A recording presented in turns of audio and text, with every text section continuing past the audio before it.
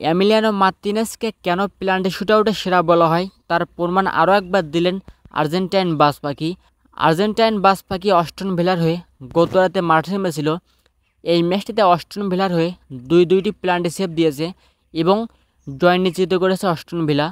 Aston ভিলার হয়ে দুইটি save দিয়েছে আর্জেন্টাইন বাজ পাখি এমিলিয়ানো মার্তিনেজ। এই দুটি সেভের কারণে এমিলিয়ানো মার্তিনেজের দল অস্টন ভিলা কনফারেন্স লিগের সেমিফাইনালে পৌঁছে গিয়েছে। এমিলিয়ানো মার্তিনেজের দল অস্টন ভিলা ম্যাচে ড্র করেছিল, যার কারণে ম্যাচ গড়ায় পেনাল্টি শুটআউটে এবং এমিলিয়ানো মার্তিনেজ পেনাল্টি শুটআউটে দুটি সেভ দিয়েছে অস্টন ভিলার হয়ে এবং আরও একবার ফ্রান্সের দর্শককে হতাশ করেছে। এমিলিয়ানো মার্তিনেজ কাতার বিশ্বকাপে ফ্রান্সের দর্শকদের অপমানিত করেছিল, অর্থাৎ তাদেরকে হতাশ করেছিল।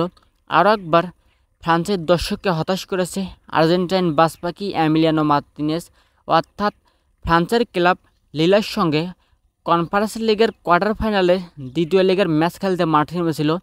এই ম্যাচটিতে ড্র করেছে দুদল, যার কারণে ম্যাচ গড়ায় পেনাল্টি শুটআউটে এবং সেখানেই অস্টন ভিলার হয়ে দুটি সেভ দিয়েছে আর্জেন্টাইন বাজ পাখি এমিলিয়ানো মার্তিনেজ এবং আরও একবার ফ্রান্সের দর্শককে হতাশ করেছে আর্জেন্টাইন বাজ পাখি।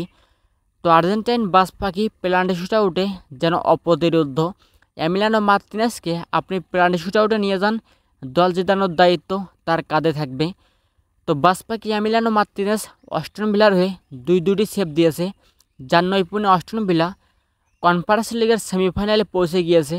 তো এই ছিল আজকের বিস্তারিত ভিডিও।